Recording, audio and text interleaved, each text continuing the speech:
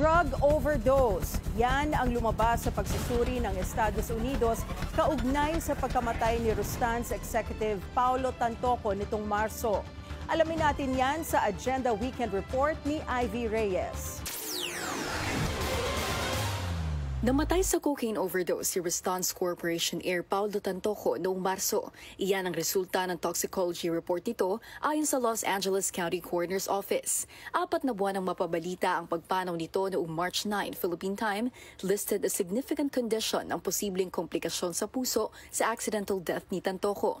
Ayon sa Hollywood LA News, kasama si Tantoco sa entourage ni First Lady Liza Araneta Marcos nang ipagdiwang nito ang Manila International Film Festival sa Beverly Hilton Hotel.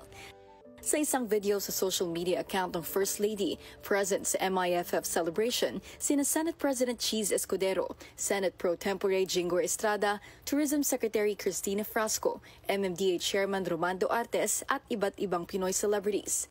Noong Mayo, pinabulaanan ng Malacanang ang mga aligasyon ni Vice President Sara Duterte na involved ang First Lady sa pagkamatay ni Tantoco.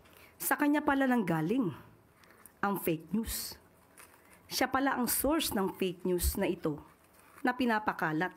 Kumalat kasi ang haka-haka online na na-dictate sa Los Angeles CFL na ayon sa mga fact-checker ay distorted at manipulated photos and videos. Tandaan po natin, dumating si First Lady sa Pilipinas March 10, 2025. Kung gusto niya pong alamin yan bilang Vice Presidente, may records po yan.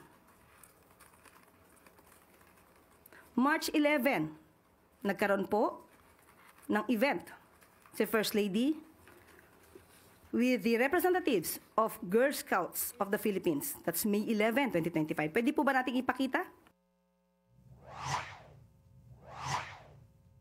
Assistant Vice President ng Rustan's Group si Tantoco.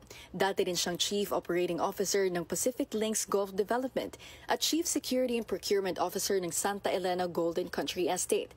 Ang asawa naman nito, dating Communications Manager ng Rustan's Group at kasalukuyang Malacanang Deputy Social Secretary.